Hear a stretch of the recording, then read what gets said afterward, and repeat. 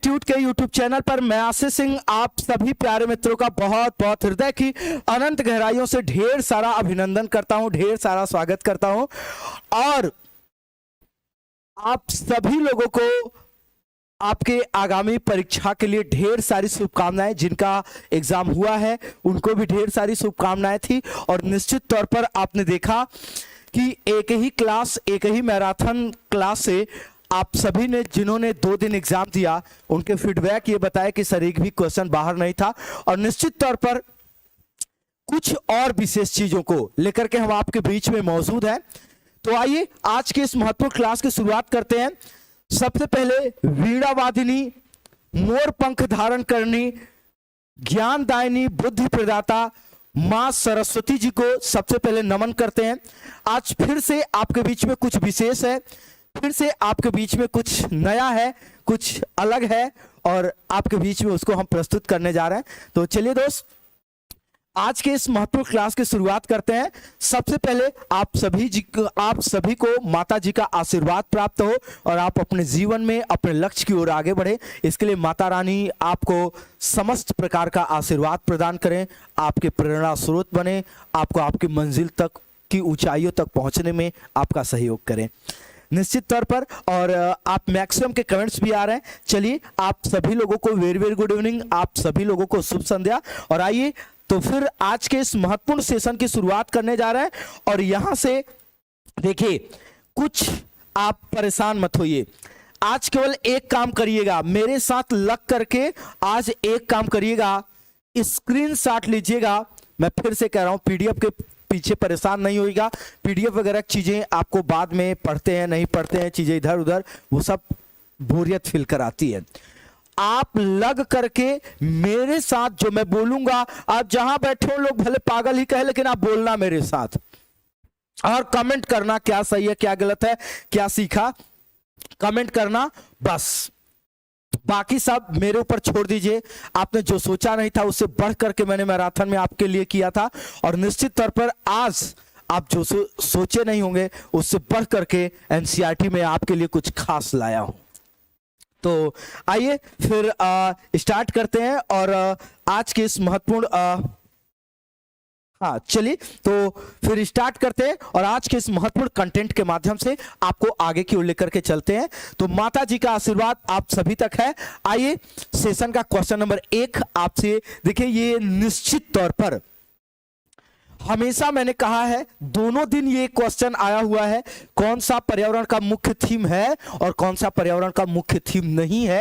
लेकिन इसके एक्सप्लेनेशन के लिए आज मैंने कुछ अलग चीजें रखी हुई है। सबसे पहले आप देखिएगा, कह रहा कि निम्नलिखित में से कौन सा पर्यावरण अध्ययन का मुख्य थीम नहीं है। ऑप्शन नंबर ए कह रहा कि भोजन नहीं है, बी कह रहा संबंध नहीं है, आश्रय नहीं है और ऑप्शन नंबर डी कह रहा कि क्या जल नहीं है। सुनिए, अगर हम पर्यावरण के मुख्य थीम की बात करते हैं तो भोजन है, आश्रय है, जल है और संबंध पर्यावरण का मुख्य थीम नहीं है, बल्कि यह पर्यावरण का कैसा थीम है, तो यह पर्यावरण का उप थीम है। बोलिए पर्यावरण का कैसा है, तो यह पर्यावरण का मुख्य थीम ना होकर के बल्कि यह पर्यावरण का उप थीम है। यह बात अच्छे से याद रखिएगा। तो यह आपका क्या हो गया, यह प्रश्न नंबर 1 का राइट जवाब क्या है, प्रश्न नंबर 1 का राइट जवाब है आपका ऑप्शन नंबर बी की संबंध। अब इसको हम लोग वेरीफाई कैसे करेंगे, कुछ चीजें आप इसको समझेंगे कैसे, आप एक बार यहां पर देख लीजिए। चीजें आप अपने लिए थोड़ा सा कुछ चीजें बेहतर तरीके से आपके लिए रखी गई है, तो आप इसको निश्चित तौर पर देखिए और इससे बनने वाले क्वेश्चन को आप क्या करिए। यहां से मैं आपको थोड़ा सा कुछ चीजें, हालांकि मैराथन में मैंने सब कुछ कराया है लेकिन ये एक क्विक रिवीजन है और आज बहुत कुछ नया मैं आपके बीच में रखूंगा। सबसे पहले देखिए क्या कह रहा है, मुख्य थीम। और मुख्य थीम की बात करते हैं तो परिवार एवं मित्र, ये एक हो गया, जहां आप परिवार को देख रहे हैं आप, ये परिवार एवं मित्र हो गया। अब इसके बाद सेकंड नंबर पर आपका आता है भोजन। आप भोजन की थाली भी देख सकते हैं, ये देखिए ये मुख्य थीम का हिस्सा है। इसके बाद तीसरे नंबर पर आते हैं तो आप बोलते हो आश्रय या आवास, या इसको हम लोग घर से जोड़ करके देखते हैं। इसके बाद अगले नंबर पर आते हैं चौथे नंबर पर, तो आप बोलते हैं क्या, जल। और अगर आप पांचवें नंबर पर आते हैं तो आप इसको बोलते हैं यात्राएं। और छठे नंबर पे हम जो करते हैं और जो हम जो सोचते हैं और जो करते हैं, ये छह के छह पर्यावरण के क्या है, ये छह के छह पर्यावरण के मुख्य थीम है। परिवार एवं मित्र, भोजन, आश्रय, जल, यात्राएं, हम जो सोचते हैं और हम जो करते हैं, ये पर्यावरण के क्या है, छह मुख्य थीम है। इसके बाद जब हम उप थीम के क्रम पर आते हैं, संबंध 1 हो गया, कार्य एवं खेल 2 हो गया, पशुएं 3 हो गया और पौधे क्या हो गया, 4 हो गया। तो संबंध, कार्य एवं खेल, पशुएं और पौधे, ये पर्यावरण के 4 क्या कहलाएंगे, उप थीम। तो आप 6 मुख्य थीम को देख लिया और 4 उप थीम को एकदम अच्छे से याद रखिएगा। अब आप इसका स्क्रीनशॉट ले लीजिए, चलेंगे आगे की ओर। स्क्रीनशॉट लीजिए, चलेंगे आगे की ओर। हो गया। आइए देखिएगा, सेशन का क्वेश्चन नंबर 2 लेते हैं और आप आइए देखते हैं यहां से आपकी एनसीईआरटी में क्या लिखा है, और हम लोग प्रश्न जानते हैं और उसका उत्तर पहले समझते हैं। देखिए क्या क्या है, कह रहा कि निम्नलिखित में से किस जीव के दोनों कान बाहर की आवाज इकट्ठा करने के लिए अलग अलग दिशाओं में बहुत ज्यादा घूम जाते हैं। तो कह रहा मैना का, हाथी का, खरगोश का, और ऑप्शन में डी कह रहा बाघ का। किसके कान दोनों दिशाओं से मतलब अलग अलग दिशाओं से आवाज इकट्ठा करने के लिए घूम जाते हैं, ये आपसे क्वेश्चन पूछा है। तो आपके एक ऑप्शन में हाथी दिया हुआ है। देखिए हाथी की अगर मैं आपसे बात करता हूं तो आप याद रखिएगा कि इसके कान बड़े होते हैं, हाथी के कान बड़े होते हैं परंतु सुनाई कम देता है, ये अच्छे से याद रखेगा। लेकिन इसको सुनाई, हाथी के कान बड़े होते हैं परंतु सुनाई कम देता है, ये एकदम अच्छे से याद रखेगा। एक तो कान को लेकर के ये आपसे क्वेश्चन आ सकता है। अगर आपसे कहे कि झटके से गर्दन, क्या कह रहा है, झटके से गर्दन आगे पीछे, अगर आपसे कहे तो झटके से गर्दन आगे पीछे, तो ये आप याद रखिएगा कि ये आपका मैना करने में सक्षम होती है। बाकी खरगोश एक नॉर्मल ऑप्शन है और बाघ के कान अलग अलग दिशाओं से आवाज इकट्ठा करने के लिए घूम जाते हैं। आइए देखते हैं कि एनसीईआरटी इस मुद्दे पर क्या कहती है, एनसीईआरटी का क्या कहना है। आइए इन चीजों को समझते हैं। तो देखिएगा आप इसको यहां महत्वपूर्ण ढंग से देखिएगा। देखिए ये आपसे क्या कह रहा है, देखिएगा। सबसे पहले अगर हम आपसे बाघ की बात करते हैं, देखिए एनसीईआरटी की लाइनें पढ़िए, वेरीफाई करिए अपने आप को।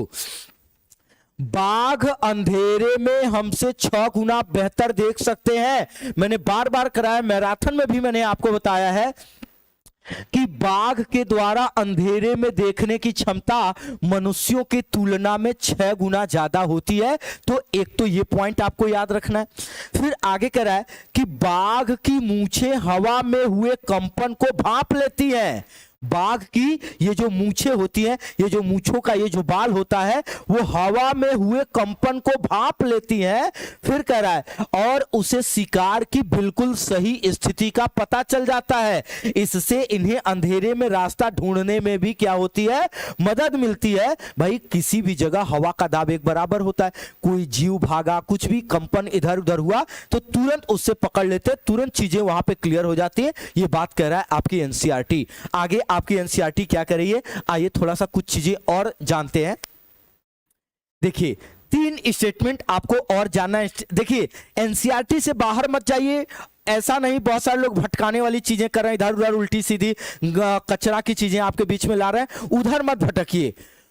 बढ़िया मटेरियल पढ़िए, वेरीफाइड मटेरियल पढ़िए। इसलिए मैंने कहा कि एक प्रयास हम आपको एनसीईआरटी की तरफ से भी आपके बीच में रख दें। सुनिए, बाघ अपने इलाके में मूत्र करके अपनी गंध छोड़ते जाते हैं। यह इलाका कई किलोमीटर बड़ा हो सकता है। अगर आपसे प्रश्न पूछता है कि बाघ का इलाका कितने किलोमीटर दूर होता है, तो उसके बारे में एनसीईआरटी खामोश है। आप याद रखिएगा कई किलोमीटर, मतलब जो अधिकतम वाला जो ऑप्शन दिया होगा वहां आप जाकर के वेरीफाई करना, वहां जाकर के चीजों को आप क्या करिएगा, टिक लगाइएगा।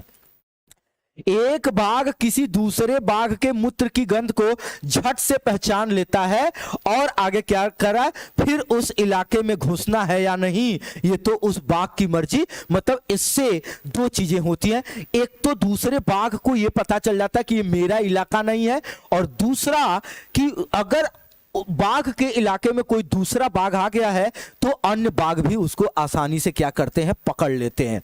अगली बात, बाघ मौके के अनुसार अपनी आवाज बदलता रहता है। गुस्से में अलग आवाज, बाघिन को बुलाना हो तो अलग आवाज, कभी कराहना हो तो गुर्राना। बाघ का गुर्राना 3 किलोमीटर दूर तक सुना जा सकता है। देखिए कितनी महत्वपूर्ण बातें कही गई है कि वह कौन सा जीव है जो अलग अलग आवाज निकालने में माहिर होता है। वह कौन सा जीव है जो अलग अलग प्रकार की आवाज निकालने में माहिर होता है, तो मांसाहारियों में वो आपका हो गया बाघ। दूसरी बात, बाघिन को बुलाना हो अलग आवाज, दहाड़ना हो अलग आवाज, गुर्राना हो अलग आवाज, कराहना हो तो अलग आवाज, ये याद रखेगा। और बाघ की आवाज कितने किलोमीटर दूर तक सुनी जा सकती है, ये बात साफ साफ लिखा है कि 3 किलोमीटर दूर तक सुना जा सकता है। ये बाघ के बारे में एकदम स्पष्ट लिखा हुआ है। आगे कह रहा, बाघ हवा से पत्तों के हिलने और शिकार के झाड़ियों में हिलने से हुई आवाज में अंतर को भांप लेता है। बाघ के दोनों कान बाहर की आवाज इकट्ठा करने के लिए अलग अलग दिशाओं में बहुत ज्यादा घूम जाते हैं। प्रश्न यही लास्ट लाइन से लिया गया था, लेकिन आप याद रखेगा कि बाघ पत्तों के हिलने के बारे में समझ जाता है कि हवा के चलने से हिला है या किसी जानवर के भागने से हिला है, इसमें भी वो अंतर कर लेता है। और आप याद रखिएगा कि इसके जो कान होते हैं वो आवाज इकट्ठा करने के लिए अलग अलग दिशाओं में घूम भी जाते हैं। तो अब यहां से आप स्क्रीनशॉट ले लीजिए, चलेंगे आगे की ओर। ले लिया, आइए अगले क्रम पर चलते हैं। और अगला क्रम आप देखिएगा, आपसे सेशन का अगला क्वेश्चन क्या कह रहा है, आप पढ़िए और आप राइट जवाब बताइएगा। देखिए ये है स्लॉथ। दोनों दिन स्लॉथ से क्वेश्चन आपके एग्जाम में आए हैं। आप चलिए एक बार लेकिन कमेंट सारे लोग करते रहिए। कमेंट बहुत कम लोगों का कमेंट आ रहा है। कमेंट सारे लोग करते रहिए, कमेंट करते रहेंगे, चीजें आपको थोड़ी सी अच्छी लगेंगी ना। कमेंट करते रहिएगा, ठीक है। हाँ आइए, बिल्कुल, हाँ आइए सुनिए, देखिए क्या कह रहा है। आपको कह रहा असत्य कथन की पहचान करिए। 4 ऑप्शन दिए गए हैं और इसमें से आपको गलत स्टेटमेंट का चयन करना है। आपको वो ढूंढना है जो चारों में आपका क्या हो, गलत हो। अब चलिए आइए पढ़ते हैं और पढ़िएगा और आप इसका राइट जवाब बताइएगा। कह रहा स्लॉथ लगभग 40 वर्ष के अपने जीवन में मुश्किल से 8 पेड़ों पर निवास करते हैं। पहला स्टेटमेंट कह रहा है। दूसरा कह रहा वैज्ञानिकों का यह मानना है कि कई जानवरों की अपनी भाषा होती है। ठीक है। कह रहा मच्छर मनुष्य के शरीर के तापमान और पैरों के गंध के द्वारा पहचान लेते हैं।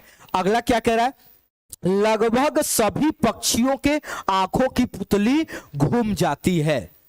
मैं एनसीईआरटी से कुछ और इंपॉर्टेंट चीजें आपको बताऊंगा, लेकिन पहले सुनिए।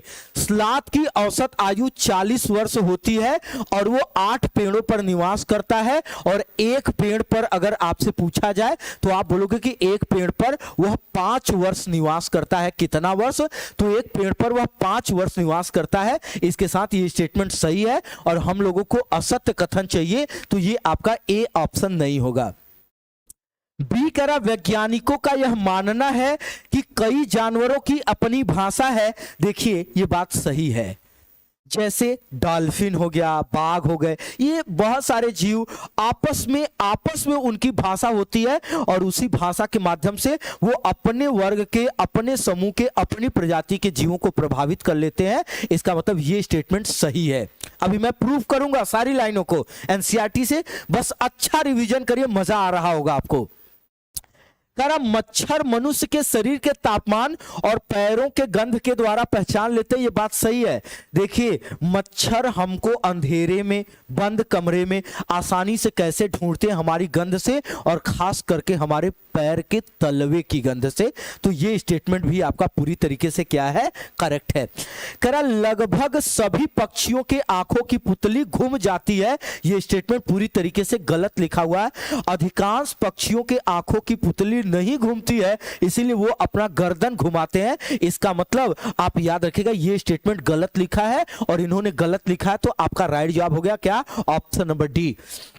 आइए लेकर के मैं चलता हूं आपको एनसीईआरटी में, और हम लोग ये जानेंगे कि एनसीईआरटी इस मुद्दे पर क्या कह रही है। आप पढ़िए और आइए मैं एक एक चीजों को आपको क्लियर करते हुए चलता हूं। देखिए बहुत सारी नई जानकारी, बहुत सारी चीजें आपको अच्छे ढंग से पता चलेंगी क्या कह रहा है। सबसे पहले हम लोग स्लॉथ के बारे में पढ़ते हैं कि आपकी एनसीईआरटी स्लॉथ के बारे में क्या कहती है। सुनिए, ये भालू के जैसे दिखते हैं पर ये भालू नहीं है। स्लॉथ के बारे में क्या कह रहा है कि भालू के जैसे दिखते हैं परंतु ये भालू नहीं है।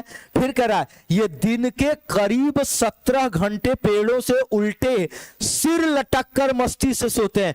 पेड़ों से उल्टे सिर मतलब इस तरीके से ऐसे ये लटक करके सोते हैं और ये गर्दन को आसानी से ऐसे करके नीचे की ओर देखते भी रहते हैं। तो कह रहा है कि ये 17 घंटे पेड़ों से उल्टे सिर, यहां फोकस करिएगा, ये आपको फंसा सकता है कि उल्टे सिर लटक कर मस्ती से सोते हैं। अब आप ये समझ सकते हैं, ये देखिए इस तरीके से पकड़ करके लटक जाते हैं और ये इनका गर्दन मतलब ये नीचे की तरफ ये पूरी तरीके से उल्टा हुआ होता है। जिस पेड़ पर रहते हैं उसी पेड़ के पत्ते खाकर पलते हैं, इसलिए इन्हें कभी कहीं जाने की जरूरत ही नहीं पड़ती। जब ये अपने पेड़ के सारे पत्ते खा लेते हैं तो पास के पेड़ पर जाते हैं। लगभग 40 वर्ष के अपने पूरे जीवन में मुश्किल से 8 पेड़ों पर घूमने की तकलीफ उठाते हैं। ये सप्ताह में एक बार शौच करने के लिए पेड़ से नीचे उतरते हैं। तो ये आपने जाना किसके बारे में, स्लॉथ के बारे में।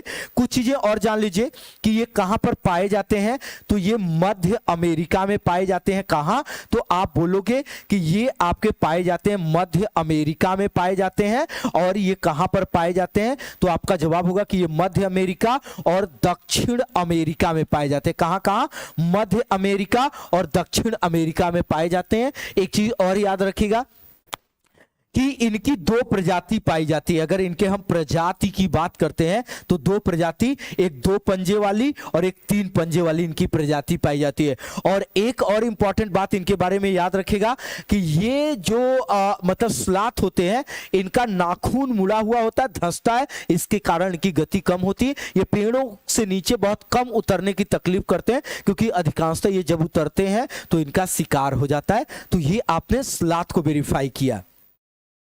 आगे आइए, आगे कुछ चीजें हम यहां से आपको देखते हैं। जैसे देखिए ये यहां पर कह रहा है कि स्लॉथ का जगना। तो अब देखिए कहा कि स्लॉथ कितने घंटे जागता है, तो आप यहां पर 17 मतलब 24 - 17 करिएगा तो आपको यहां पर पता चलेगा कि ये लगभग 7 घंटे मतलब 6 से 7 घंटे।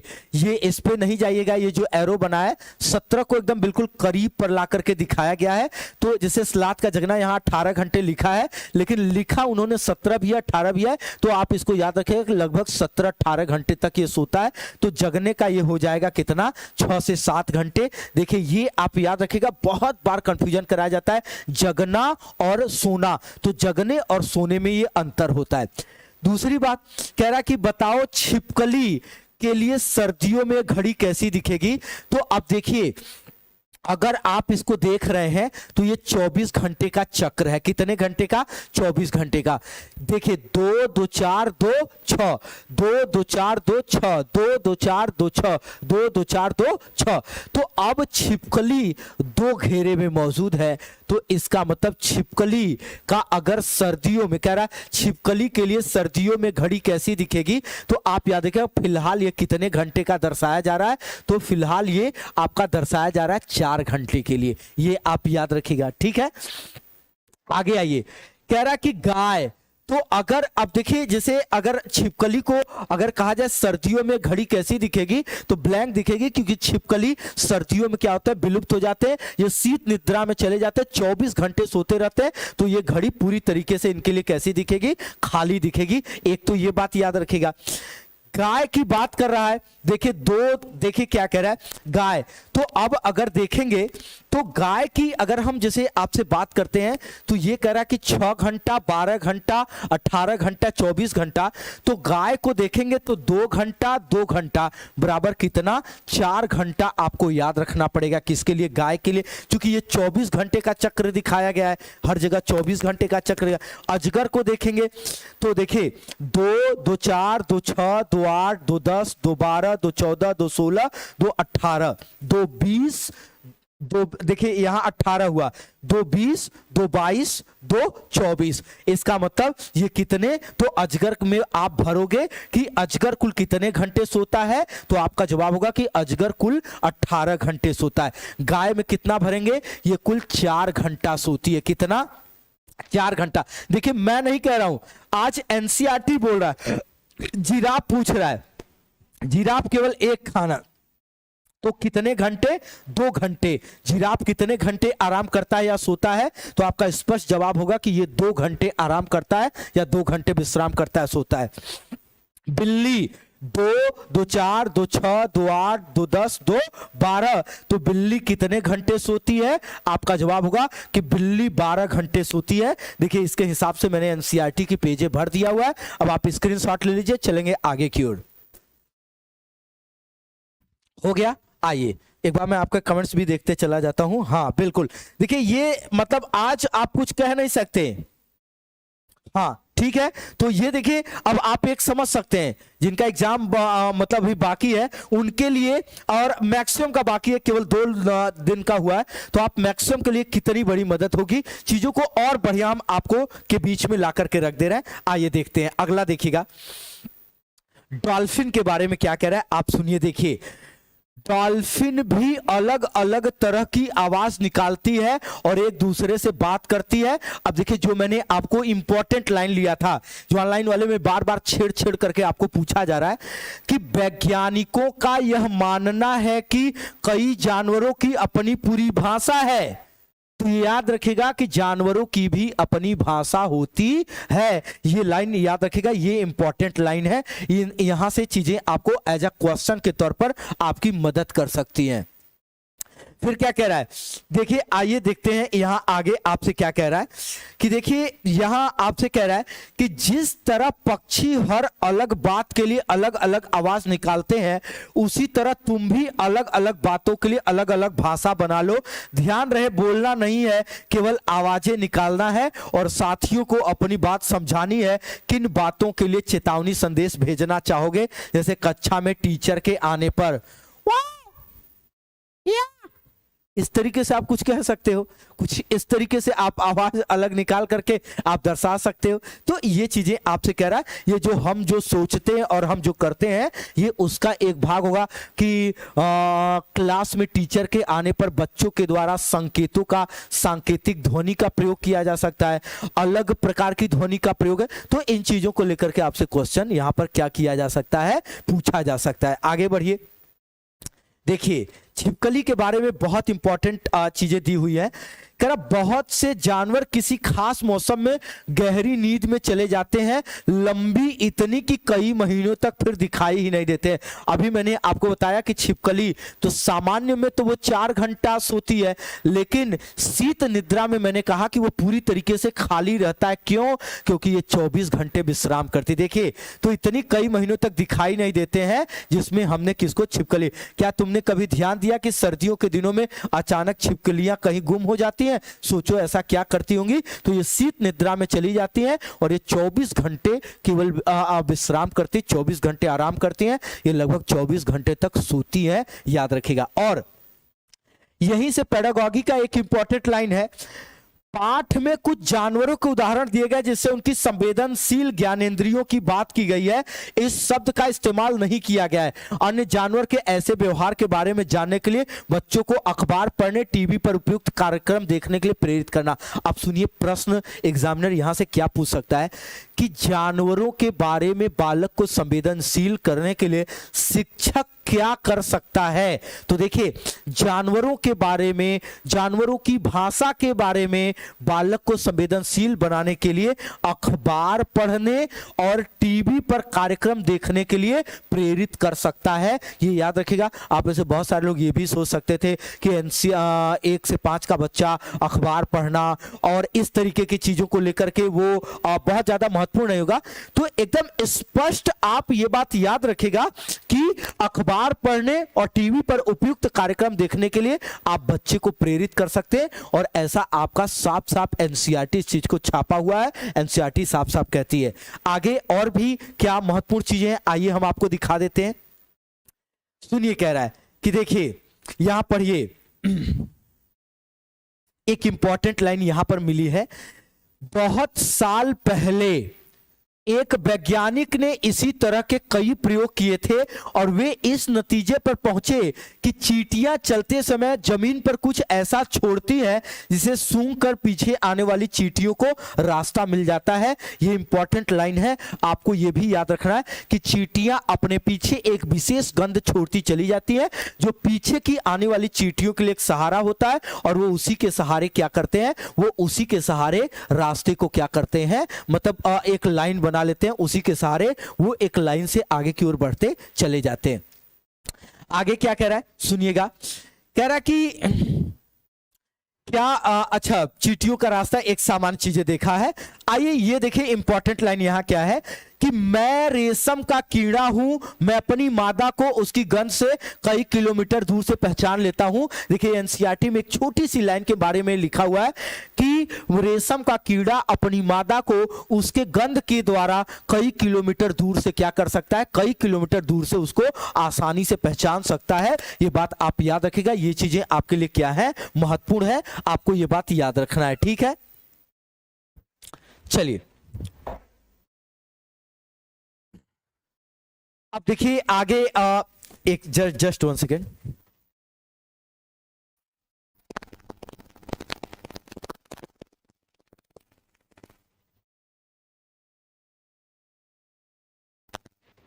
चलिए देखिएगा आगे क्या कह रहा है, कह रहा कि कुत्तों के बारे, क्या तुमने कभी किसी कुत्ते को इधर उधर कुछ सूंघते हुए देखा है? सोचो कुत्ता क्या सूंघता होगा। सड़कों पर कुत्ते की अपनी जगह बटी होती है। एक कुत्ता दूसरे कुत्ते के मलमूत्र की गंध से जान लेता है कि उसके के इलाके के बाहर का कुत्ता आया था। देखिए कुत्तों का भी अपना इलाका होता है, ये एक फिल्मी डायलॉग भी होता है, लेकिन देखिए ये बात एनसीईआरटी में लिखी है। और जैसे शेर, जैसे बाघ अपने इलाके का निर्धारण करते हैं, ऐसे ही कुत्ते भी अपने इलाके का निर्धारण करके, और वो अपने इलाके का निर्धारण करके वो रहते हैं और वो उसी से आसानी से पता लगा लेते हैं कि हमारे इलाके में दूसरा, जैसे शेर आया था, बाघ आया था, ऐसे ही कुत्ते भी अपने इलाके का निर्धारण करते हैं और आसानी से पता लगा लेते हैं। आइएगा अगले क्रम पर आते हैं। देखिए सबसे इंपॉर्टेंट पक्षियों के बारे में मैंने मैराथन में बहुत सारी इंपॉर्टेंट जानकारियां आपको दी थी। एक चीज और सुनिएगा, देखिए क्या कह रहा है, ज्यादातर पक्षियों की आंखें उनके सिर के दोनों तरफ होती है, उनके सिर के दोनों तरफ पक्षियों की आंखें पाई जाती हैं। आगे क्या कह रहा है, पक्षी एक ही समय में 2 अलग अलग चीजों पर नजर डाल लेते हैं। अब देखिए आगे क्या कह रहा है, जब ये बिल्कुल सामने देखते हैं तब इनकी दोनों आंखें एक चीज पर होती है। मतलब अगर पक्षी किनारे की तरफ देखना चाहे तो वो एक साथ 2 चीजों को, इस आंख से कुछ और, इस आंख से कुछ और देख सकते हैं, और वो जब सामने देखते हैं तो उनकी दोनों नजरें एक पर होती हैं, और किनारे किनारे देखते हैं तो अलग अलग चीजों पर डाल सकते हैं। आगे क्या करा है, तुमने देखा होगा कई पक्षी अपनी गर्दन बहुत ज्यादा हिलाते हैं, जानते हो क्यों? ज्यादातर पक्षियों की आंखों की पुतली घूम नहीं सकती है, वो अपने गर्दन को ज्यादा, तो देखिए पक्षी अपना गर्दन अत्यधिक हिलाते हैं, क्यों? ये एग्जाम में प्रश्न आया है, क्योंकि उनके आंखों की पुतली घूम नहीं सकती है। बस इतना ही लाइन आपको अच्छे से याद रखना है कि पक्षियों के आंखों की पुतली घूम नहीं सकती, इसके कारण वो अपना गर्दन ज्यादा हिलाते हैं, ये बात याद रखिएगा, ठीक है। आइए आगे क्या कह रहा है आप देखिएगा, फिर से कह रहा है असत्य कथन की पहचान करिए, बहुत इंपॉर्टेंट चीज है। कह रहा हवा का तापमान मतलब हवा का तापमान है, उसमें कितनी नमी है, इनसे बीजों के अंकुरण होने के समय में अंतर आ सकता है। देखिए बीजों के अंकुरण से एक क्वेश्चन इंपॉर्टेंट पूछ रहा है, ये बात सही है। कह रहा कितनी चतुराई से कुछ पौधे शिकार करते हैं, बिल्कुल बात सही है। जैसे उदाहरण के लिए आप बोलते हो किसको, उदाहरण के लिए आप बोलते हो घटपरड़ी को। तीसरा कह रहा है सर्वप्रथम स्विट्जरलैंड में वेलक्रो, वेलक्रो का मतलब जो पर्स पे चिपकाते हैं, जो सैंडल इत्यादि चिपकाते हैं उसको वेलक्रो बोलते हैं। कह रहा सर्वप्रथम स्विट्जरलैंड में वेलक्रो का आइडिया आया था, ये भी बात सही है। कह रहा परवल मेथी पुर्तगाल देश के व्यापारी दक्षिण अमेरिका से भारत लाए थे, गलत बात है। परवल और मेथी ये हमारी देसी प्रजाति है, ये भारत की ही प्रजाति है, इसको कहीं और से नहीं लाया गया है। इसका मतलब ये स्टेटमेंट गलत है, और ये गलत है तो ये हमारा क्या हो गया, ये हमारा हो गया राइट जवाब। अब आइए कुछ चीजें आपको इतना करा देते हैं कि चीजें आप देखिए अच्छा रिवीजन और अच्छे तरीके से तैयार होगा। देखिए क्या है, सुनिए। याद है कक्षा 4 में जड़ों का, क्या कह रहा है, याद है कक्षा 4 में जड़ों का जाल पाठ में तुमने बीज के प्रयोग किए थे। आओ एक और प्रयोग करके देखें। चने के कुछ दाने 3 कटोरियों में लो, पहली कटोरी में चने के 4-5 दाने लो और कटोरी को पानी से भर दो। दूसरी कटोरी में भी उतने ही चने भीगी हुई रुई कपड़े में लपेट के रख दो, ध्यान रहे कपड़े या रुई सूखने न पाए। और तीसरी कटोरी में सूखा चना रख दो। अब तीनों कटोरियों को ढक दो और बाद में आप बताइए क्या मिलेगा।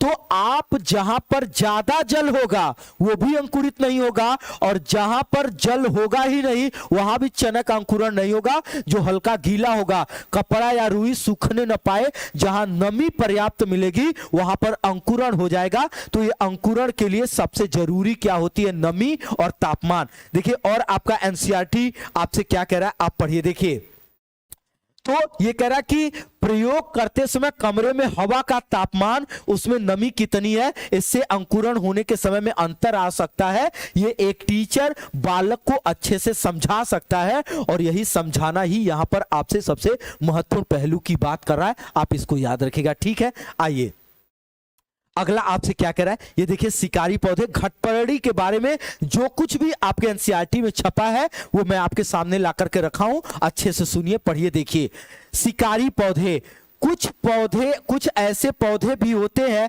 जो चूहों, मेढकों, कीड़े मकोड़ों और छोटे जीवों का शिकार करते हैं।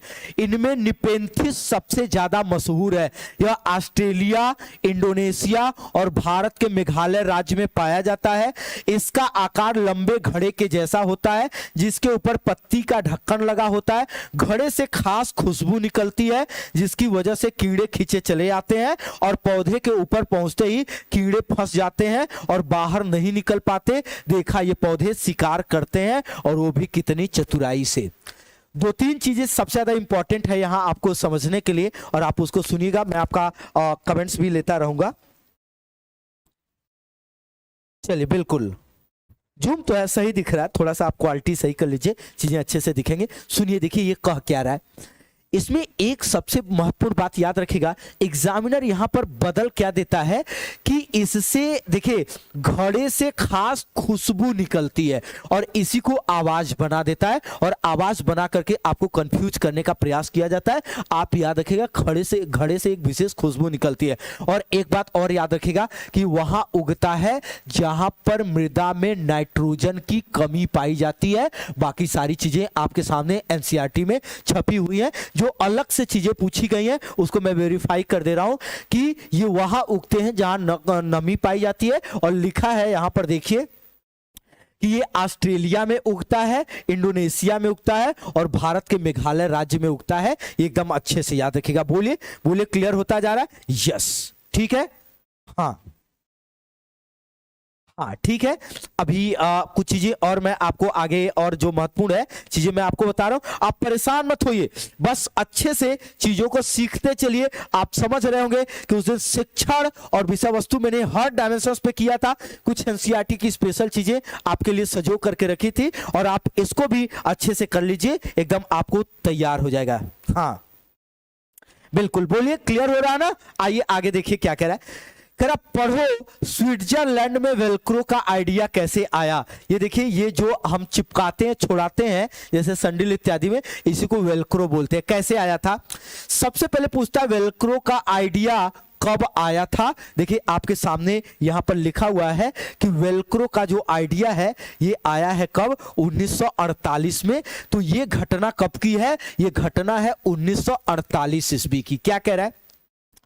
एक दिन जॉर्ज मेस्ट्रल, देखिए पहला क्वेश्चन यहां से, दूसरा क्वेश्चन कि वेलक्रो का आइडिया किसके दिमाग में आया था। तो आप बताओगे कि यह घटना 1948 की है। एक दिन जॉर्ज मेस्ट्रल अपने कुत्ते के साथ, जॉर्ज मेस्ट्रल किसके साथ टहल रहे थे, किस जीव के साथ टहलते समय उनके दिमाग में वेलक्रो का आइडिया आया।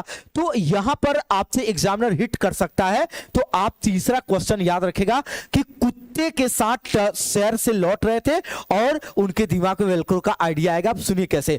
उन्होंने पाया कि उनके दोनों पर बीज चिपके हैं, मतलब कुत्ते और उन दोनों लोगों के, और इन बीजों को उन्होंने अपने कपड़ों पर चिपका देखकर हैरान रह गए। झट से माइक्रोस्कोप निकाला बीजों को बारीकी से देखने के लिए। बीजों में छोटे छोटे हुक थे और इनकी मदद से बीज कपड़े के रेशों पर अटक गए थे। ये देखकर मेस्ट्रल को आइडिया आया और वेलक्रो बनाने का, और वेलक्रो से दोनों सतह चिपक जाती है और खुलने पर चर्र की आवाज होती है। तुमने बस्ते, कपड़े, जूते, पट्टे आदि में इसका इस्तेमाल देखा है ना। मजेदार किस्सा, प्रकृति से प्रेरणा लेने का। ये जॉर्ज मेस्ट्रल की ये कहानी, जॉर्ज मेस्ट्रल का ये विचार आपके लिए महत्वपूर्ण है। बोले क्लियर हो रहा ना? यस। तो इसको आप याद रखिएगा। बोले क्लियर है? यस। 1948, इसको एकदम अच्छे से चीजें आप समझते चले जाइए। ठीक है, बिल्कुल जूम कर दिया। ठीक है, यस। आइए आगे की ओर बढ़ते हैं और देखिएगा अगला आपसे क्या कह रहा है। आइए, कह रहा कौन कहां से आए जी।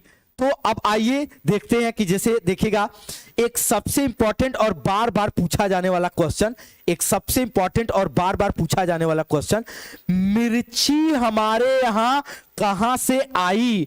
इसे पुर्तगाल देश के व्यापारी, कह रहा कि कहां से आया? तो आपका जवाब है कि दक्षिण अमेरिका से। लेकिन भारत में कौन लाया? इसका जवाब अलग होगा। पुर्तगाल देश के व्यापारी लाए थे। देखिए ये एनसीईआरटी में ही दोनों लाइनें लिखी हुई है कि पुर्तगाल देश के व्यापारी, और लाए कहां से? दक्षिण अमेरिका। तो किस देश के व्यापारी लाए? आप दक्षिण अमेरिका लगा दोगे तो गलत हो जाएगा। आप याद रखना ये आपके यहां आया था पुर्तगाल देश के व्यापारियों के साथ, लेकिन लाया कहां से गया है? दक्षिण अमेरिका से। दोनों के प्रश्न पूछने का डायमेंशंस अलग है, दोनों के प्रश्न पूछने का तरीका अलग है, चीजें अलग है। आप याद रखिएगा। तो अब ये हमारे भारत में उगाई जाती है, बाकी चीजें लास्ट है। ठीक है, मतलब सामान्य है। आइए आगे आगे देखते हैं और आगे क्या इसमें मेंशन हो सकता है। देखिए यहां से कुछ चीजें आपसे बहुत इंपॉर्टेंट पूछता है, और ये देखिए एक छोटी सी कहानी है, कौन कहां से आए जी। और आइए हम इसको देख लेते हैं, कौन कहां से आए हैं जी, और इनको अच्छे से पढ़ लेते हैं। सुनिए, देखिए कह रहा आलू मिर्ची चाय जी, कौन कहां से आए जी? आलू मिर्ची चाय जी, कौन कहां से आए जी? मैंने क्या बोला? आलू मिर्ची चाय जी, कौन कहां से आए जी? 7 समुंदर पार से, दुनिया के बाजार से, व्यापार से, उपहार से, जंग लड़ाई मार से, अलग अलग तरीके से। क्या कह रहा है? हर रास्ते से आए जी, आलू मिर्ची चाय जी। अब पढ़िए यहां से आगे। कह रहा दक्षिण अमेरिकी मिर्ची रानी, कहां की? मिर्ची किस देश की रानी है?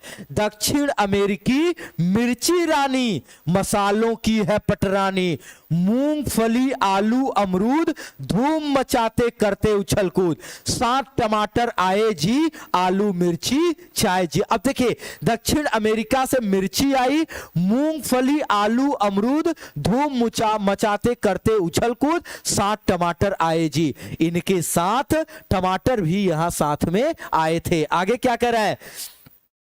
भिंडी है अफ्रीका की भूरी भूरी काफी सी। पूछता है भिंडी किस देश की रानी है? तो एकदम स्पष्ट जवाब दीजिएगा कि भिंडी ये रानी है अफ्रीका की। फिर आगे क्या कहता है? आइए बढ़ते हैं, सुनिए अगले लाइन पे क्या कहता है। अगले लाइन पे कहता है कि नक्शे में, अच्छा देखिए नक्शे में यूरोप किधर है, वहीं से आए गोभी मटर।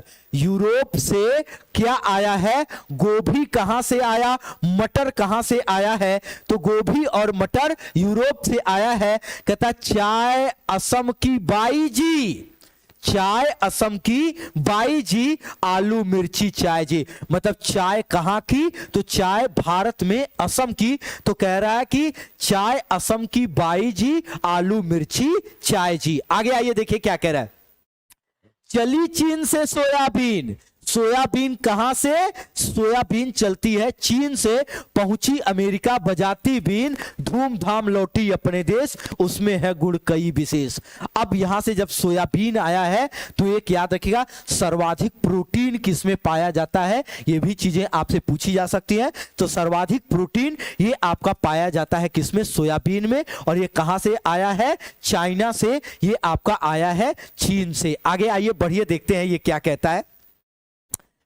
कहता है कि रोब जमाकर आई जी, आलू मिर्ची चाय जी, बैगन मूली सेब करेला। ये देखिए ये इंपॉर्टेंट है, सबसे ज्यादा आपको कंफ्यूज करने वाले सेंस में लेकर के चलते हैं।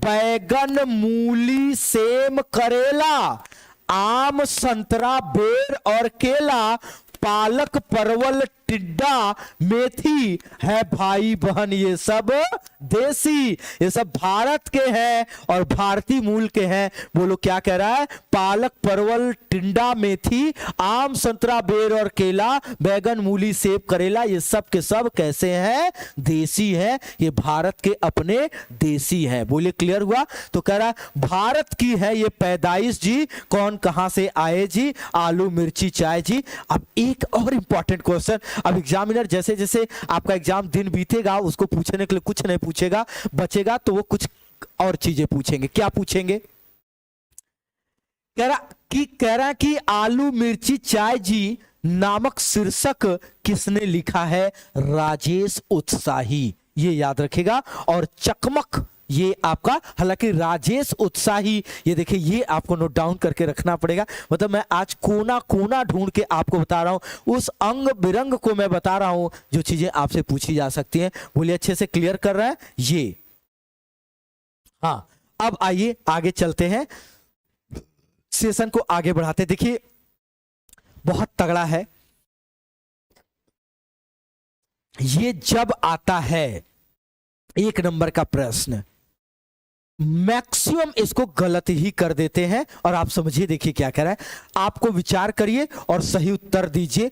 कह रहा कच्चा दूध 2 घंटे, अच्छा इसमें असत्य ढूंढना है। कह रहा कच्चा दूध 2 घंटे 15 मिनट में पेट में पचता है, उबला दूध 1 घंटा 30 मिनट में पेट में पचता है।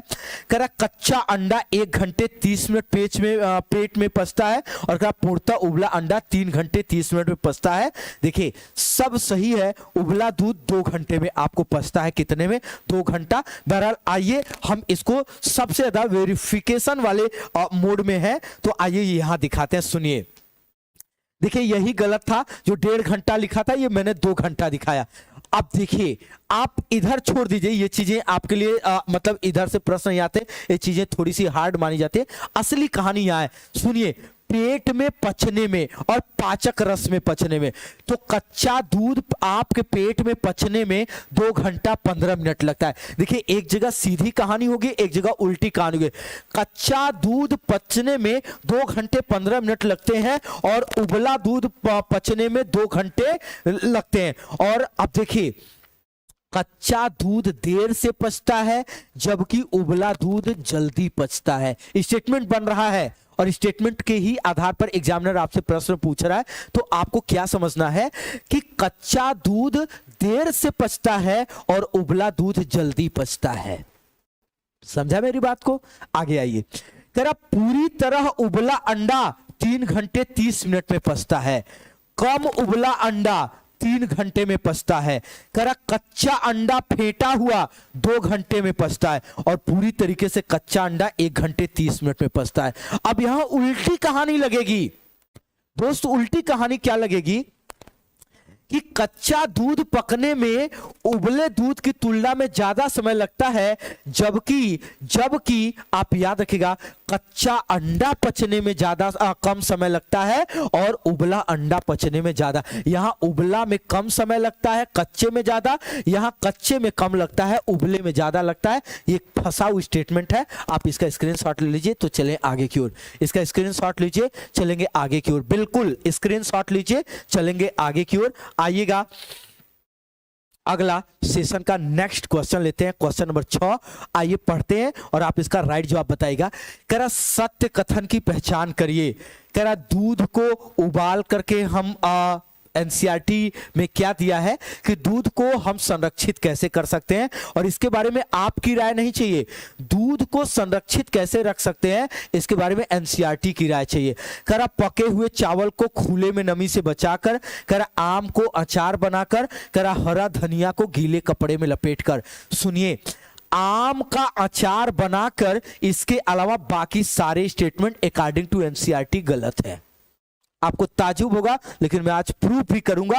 और देखिए बहुत सारे लोग इसको उल्टा सीधा, बहुत सारे लोग उल्टे सीधे तरीके से इसको पढ़ा देते हैं और वो गलत कर देंगे। आज आइए इन चारों के बारे में हम बताते हैं कि इनके संरक्षित करने का तरीका एनसीईआरटी क्या कहती है। आइए दिखाता हूं एनसीईआरटी का पेज, उन्होंने क्या कहा है और आपसे क्या चर्चा करें, सुनिए।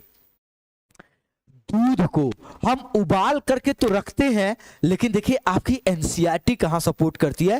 कह रहा एक कटोरे में डाल दीजिए और पानी के बर्तन में बीच में इसको रख दीजिए, दूध आपका जल्दी खराब नहीं होगा, क्योंकि केवल दूध शब्द का प्रयोग किया गया है और उबला दूध शब्द का प्रयोग नहीं किया गया है। किसका प्रयोग नहीं किया गया? उबला दूध।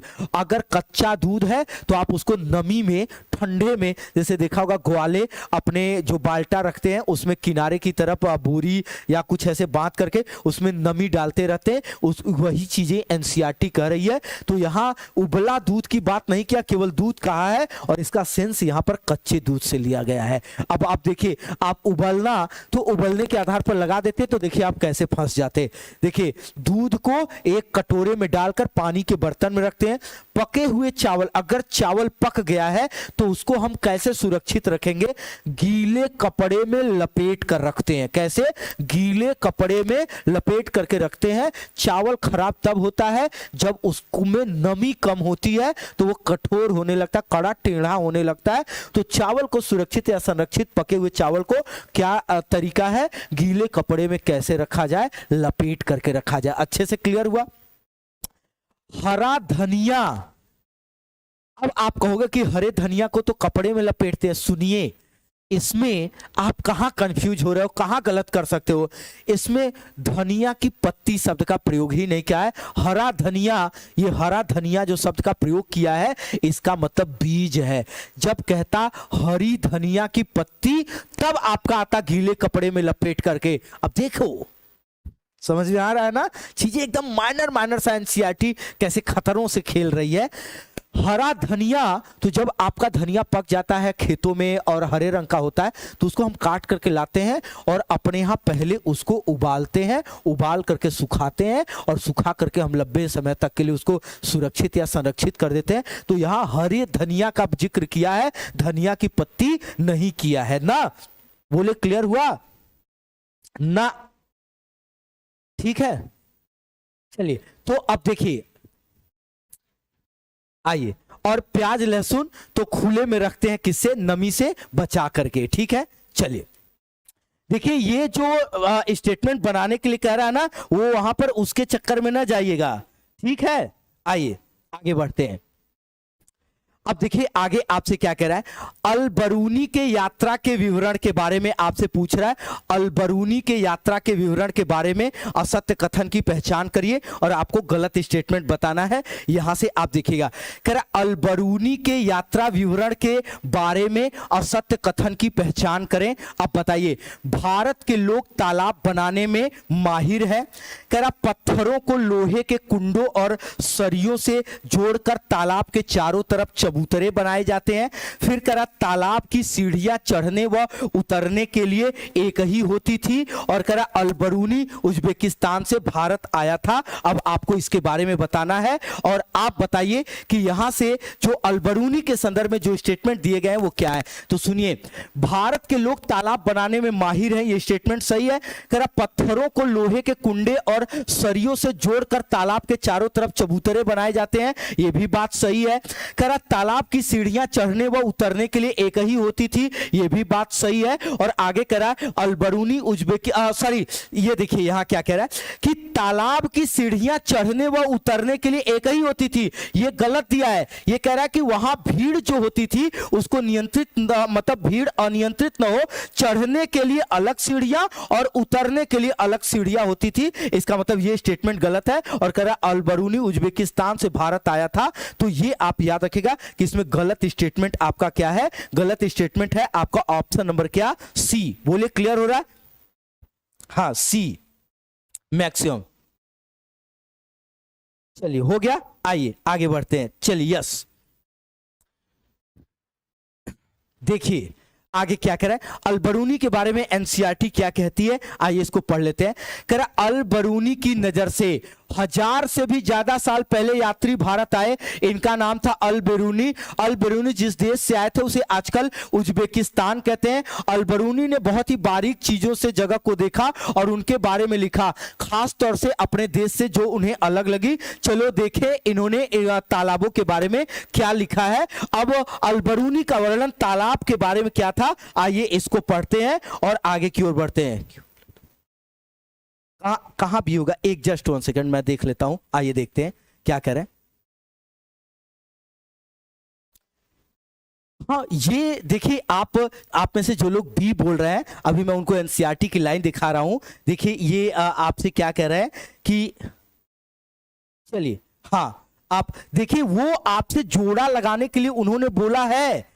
आप इस पे जैसे आप देखिए, आप में से बहुत सारे लोग क्या क्या कहेंगे आपको मैं यहाँ बताऊं, जो ऑक्सफोर्ड का ये चीजें हैं, ये यहाँ पर जो लाइन लिखा है कि लाइन बना करके मिलान करिए, तो इसमें आप सबसे पहले ये देखिए, ये जो लाइन बना करके जैसे दूध को हम उबालते हैं, ये आप इसके सेंस में मत जाइएगा। सुनिए, ये देखिए ये क्या क्या कह रहे हैं, ये चीजें आपसे कई बार पूछी हुई हैं, ये एनसीईआरटी में कई बार ये चीजें रिपीट हुई हैं, इस बिहाफ पे मैंने बताया। आप देखिए जैसे प्याज और लहसुन को खुले में हम रखते हैं। अब आप देखिए इसको आपने क्या कर दिया, मैं आपको बताऊं, सुनिए। जैसे आप ये बताओ कि यहां जैसे दूध है, तो दूध अगर कच्चा दूध है तो उसको आप नमी, जैसे आपको ये लग रहा होगा कि पके हुए चावल को एक कटोरे में डाल करके पानी में रखते हैं, ये भी तरीका होता है। लेकिन जब वो कहता है कि पके हुए दूध को, ये स्टेटमेंट अलग अलग पूछा गया है, तो आप इसको यहां पर रंग चीजों को नहीं बनाएगा, ये आप याद रखिएगा। अब समझ में आया? हाँ बिल्कुल, अब इसको याद रखिएगा। अब ठीक है, ये आप याद रखिएगा। अब यहां जो धनिया की पत्ती और हरा धनिया, दोनों में अंतर होता है। हरा धनिया धनिया के बीज की बात कर रहा है, और धनिया की पत्ती जो होती है उसको हम गीले कपड़े में लपेट करके रखते हैं। ये चीजें मैंने बहुत बारीक से मैं आपको बता रहा हूं, ठीक है, ये आप याद रखिएगा। ठीक है, जिनको भी लग रहा है आप चीजें याद रखिएगा, वरना एग्जाम आपका है, चीजें आप गलत कर दोगे, आप इसके चक्कर में नहीं, उसका मिलान सही था। अब आइए अलबरूनी के बारे में जो लोग बी कह रहे थे, आइए एक बार वो देख लीजिए। सुनिए, जो लोग कह रहे थे कि जहां पे लिखा था कि तालाबों और सरियों का प्रयोग तालाबों में किया गया था, सुनिए, यहां के लोग तालाब बनाने में माहिर है। हमारे देश के लोग इन्हें देखेंगे तो हैरान रह जाएंगे। बहुत बड़े बड़े भारी पत्थर के, लोहे के कुंडों और सरियों को जोड़कर तालाब के चारों तरफ चबूतरे बनाए जाते हैं। जो लोग बी कह रहे थे वो देखें अब आंख खोल करके, जो अभी अलबरूनी में बी सही बता रहे थे, अब वो देखें। हाँ, अब ये आप देखें और आपको खुद समझ में आएगा। देखिए, जो आप लोग कह रहे थे कि बी, अब देखिए यहां क्या कह रहा है, साफ साफ लिखा है, ये एनसीईआरटी की लाइन है, ये देखिए कटी कटाई पेज है। बहुत बड़े बड़े भारी पत्थरों के, लोहे के कुंडों और सरियों को जोड़कर तालाब के चारों तरफ चबूतरे बनाए जाते थे। अब जरा आप में से जो लोग बी कह रहे हैं वो आप जरा यहां पर देखिए और जरा जवाब दीजिए कि बी अब आपका क्या असत्य है क्या? पत्थर को लोहे और कुंडों के सरियों से जोड़कर तालाब के चारों तरफ चबूतरे बनाए जाते थे। जो लोग कर बी गलत है, अब वो जरा कान खोल करके सुने। अब देखिए, मैंने कहा सी गलत है। तालाब की सीढ़ियां चढ़ने व उतरने के लिए एक ही होती थी। आइए जरा यहां पर देखिए, देखिए अलबरूनी क्या कह रहा है, सुनिए। यहां अलबरूनी का वर्णन कह रहा है कि सीढ़ियों की लंबी कतारें होती हैं, लोगों के उतरने चढ़ने के रास्ते अलग अलग होते हैं। क्या कह रहा है? चढ़ने और उतरने के रास्ते अलग होते हैं, कभी भीड़ भाड़ से लोगों को परेशानी नहीं होती है। अब सुन लीजिए अच्छे से। हाँ, समझ में आया? यस, ठीक है, यस यस। मिलान कीजिए तो वो सारे का सीधा मिलान था, ये आप याद रखिएगा। मिलान करना वो सीधे मिलान है, आप इसको लेकर के परेशान मत होइएगा, ठीक है? हाँ, यस। आइए आइए आगे की ओर चलते हैं। हाँ, अलग अलग होते हैं। आइए नेक्स्ट अगला देखते हैं। देखिएगा सेशन का क्वेश्चन नंबर 8 क्या कह रहा है। कह रहा कि दड़की माई, आपसे क्या कह रहा है? कह रहा दड़की माई का संबंध भारत के किस राज्य से है? कह रहा गुजरात से है, राजस्थान से है, झारखंड से है, और ऑप्शन नंबर डी कह रहा है कि क्या कर्नाटक से है। तो देखिए दड़की माई का जो संबंध है वो भारत के किस स्थान से है? सबसे पहले अगर आपसे ये पूछता है तो आप इसको याद रखेगा कि इनका संबंध है अलवर से। बोलो कहां से? इनका संबंध अलवर से, और अलवर किसमें स्थित है? तो आप याद रखेगा कि राजस्थान से। तो दड़की माई नामक चैप्टर का संबंध किससे है? राजस्थान से है, और राजस्थान के किससे है? तो आप याद रखेगा कि राजस्थान के अलवर से है, ठीक है? चलिए बोलिए।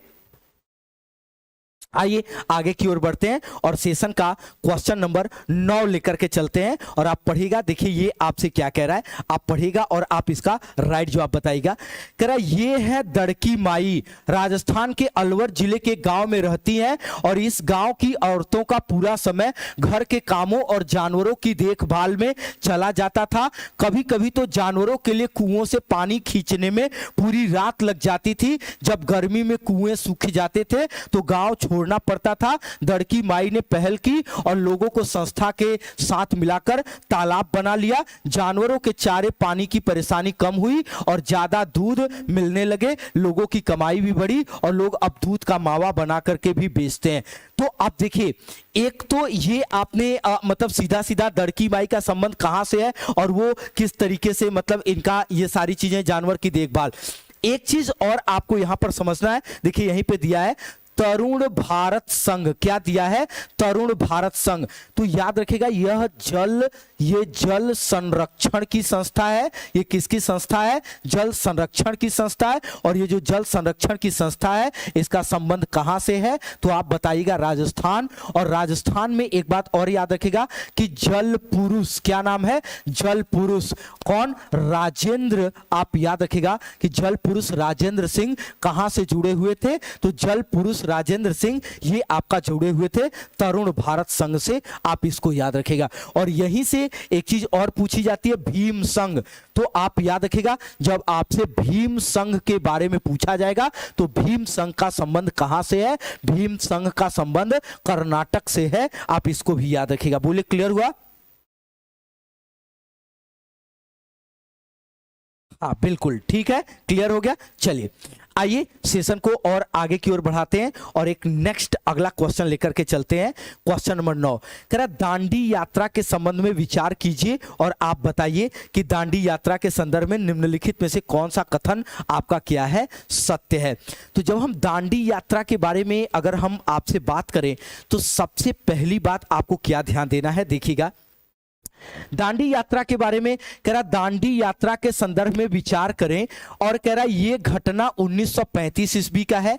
बी कह रहा इनमें अहमदाबाद से दांडी के समुद्र तट तक एक लंबी यात्रा की गई थी। धूप में समुद्र के जल को सुखाकर नमक बनाया जाता है। और आपको बताइए असत्य कथन की पहचान करिए। तो देखिए इसमें कह रहा है ये घटना 1935 की नहीं है बल्कि ये आपकी घटना 1930 ईस्वी की है। बाकी सारे स्टेटमेंट सही है। और आपको चाहिए कि ये कौन सा गलत है, तो केवल एक गलत है, तो प्रश्न नंबर 9 का राइट जवाब क्या होगा? प्रश्न नंबर 9 का राइट जवाब होगा हाँ, बिल्कुल। तो ये आपका क्या हो गया? बिल्कुल यस। तो ये आपका राइट जवाब क्या हो गया ना? डी कहां से गलत होगा? ये गलत है ना। ये घटना 1935 ईस्वी की नहीं बल्कि कितने की है? ये 1930 ईस्वी की है। बोले क्लियर हो गया?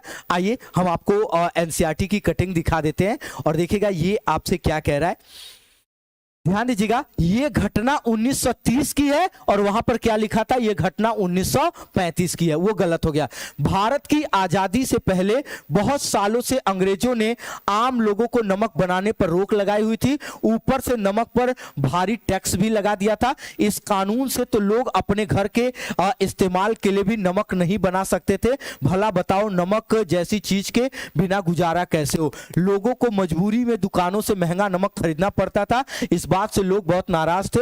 गांधी जी का कहना था जो चीज हमें कुदरत ने दी है उसे बनाने पर बंदिश कैसी? उन्होंने लोगों के साथ मिलकर अहमदाबाद से दांडी के समुद्र तट तक एक लंबी यात्रा की और इस गलत कानून को तोड़ा। जानते हो नमक को कैसे बनाया जाता है? समुद्र के पानी को जमीन पर क्यारियों में भर दिया जाता है और उसे तेज धूप में सूख जाता है और वहां से नमक का ढेर रह जाता है। इस प्रक्रिया के माध्यम से हम लोग क्या करते हैं? नमक को प्राप्त करते हैं। बोले क्लियर हुआ? यस। आइए, कह रहा एनीमिया का उपचार क्या है? तो देखिए सबसे पहले कह रहा गुड़, आंवला, कह रहा हरी पत्तेदार सब्जियां और प्रयुक्त सभी। एनीमिया की बात करते हैं तो आप याद रखिएगा कि आपके शरीर में या हीमोग्लोबिन में, शरीर में जब लौह तत्व की कमी होती है, क्या? जब लौह तत्व की कमी होती है तो लौह तत्व की कमी से जो बीमारी होती है उसको हम लोग क्या बोलते हैं? उसको हम लोग एनीमिया बोलते हैं। और गुड़, आंवला और हरी पत्तेदार सब्जियों में ये आपके आयरन की मात्रा पर्याप्त पाई जाती है और आयरन की मात्रा पर्याप्त पाए जाने के कारण ये लौह तत्व के सबसे प्रचुर स्रोत माने जाते हैं। तो आप इसको याद रखिएगा, एनीमिया का उपचार क्या है? गुड़, आंवला, हरी पत्तेदार सब्जियां। अब आइए यहां पर देखिए एक एनसीईआरटी की लाइन भी दी हुई है और ये देखिएगा आपसे क्या कह रहा है कि देखिए सबसे पहले तो यहाँ पे मलेरिया के बारे में दिया है कि मलेरिया की दवाई बहुत पुराने समय से सिनकोना पेड़ की छाल से होती है। पहले छाल को उबालकर छानकर इसका इस्तेमाल करते थे, अब छाल से डायरेक्ट दवाई ही बना दी जाती है। इसके बारे में आपकी एनसीईआरटी में चीजों को मेंशन किया गया है। ठीक है, आगे देखिए क्या कह रहा है।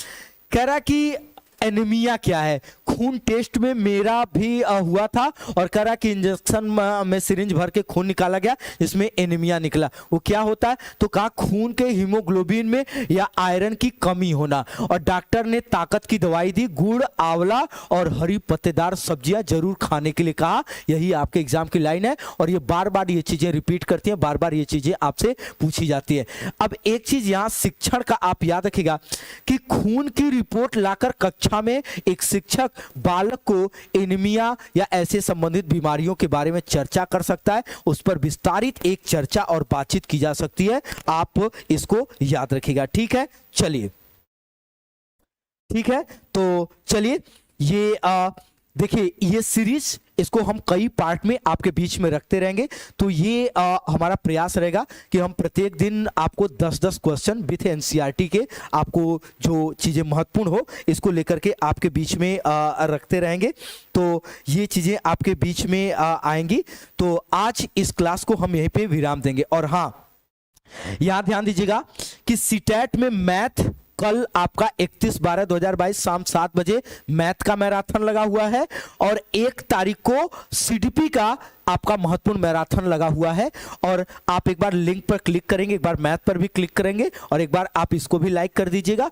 और एक बार आप ध्यान दीजिएगा कि आपका लिंक लगा हुआ है किसका? सीडीपी का, और इसके भी लिंक पर क्लिक करेंगे और एक बार आप इसको भी लाइक कर देंगे। और ये दो के दोनों क्लास आपके सीटेट के लिए निश्चित तौर पर ये महत्वपूर्ण है, निश्चित तौर पर ये आपके लिए विशेष है। आप इसमें याद रखिएगा। ठीक है, तो चलिए ये चीजें आपके बीच में ये लगातार आती रहेगी, ये आपके बीच में लगातार आती रहेगी। और हां, मैं कल की टाइमिंग आपको बता दे रहा हूं। कल ये क्लास आपकी मैं यहां पर रख देता हूं 8 AM 8 से 9। 8 AM पर आइएगा और मैं इस क्लास को लगवा देता हूं 8 AM पर मॉर्निंग में। अभी हम कुछ दिन आपको ये टॉप 10 के तौर पर, ये जो टॉप 60 है इसका पार्ट 2, पार्ट 3, पार्ट 4 ये हम आपके बीच में रखते रहेंगे ताकि आपकी तैयारी और थोड़ा सा बेहतर हो जाए। ठीक है, तो चलिए आज इस क्लास को हम यहीं पे विराम देते हैं। Thank you very much.